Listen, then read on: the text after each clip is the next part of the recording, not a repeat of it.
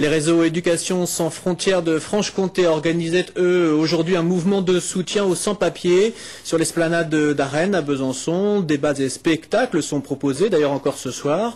Temps fort de cette journée, les baptêmes républicains qui ont eu lieu cet après-midi. Florence Petit, Jean-Marie Bavrel.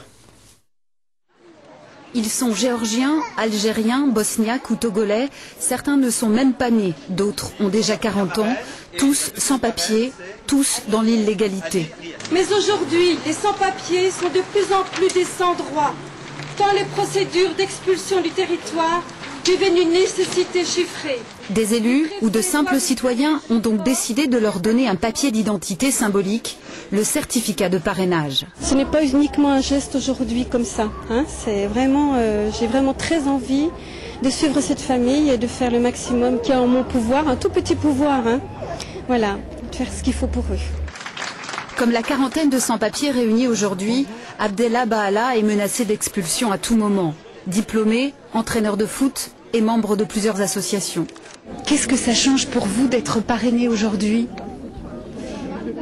Je ne sais pas, parmi quelques connaissances, que j'aurai un petit appui au niveau de la préfecture. Peut-être ça m'empêchera peut-être l'expulsion, mais j'espère bien. C'est quelqu'un qui mérite, qui vaut le coup, pour toutes ses qualités. Je connais sa famille depuis 30 ans et c'est des gens absolument impeccables.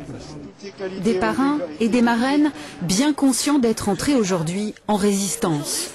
La loi réprime les soutiens aux sans-papiers, toute personne qui les aura aidés, les aura hébergés, les aura cachés, etc., les aura protégés, est passible de la loi. Donc oui, c'est un acte de résistance. Et puis plus largement, c'est un acte de résistance politique à une politique qui est complètement ignoble, inique, scandaleuse. Cette cérémonie de parrainage républicain cède la place ce soir au théâtre et à la musique pour terminer quand même sur une note festive.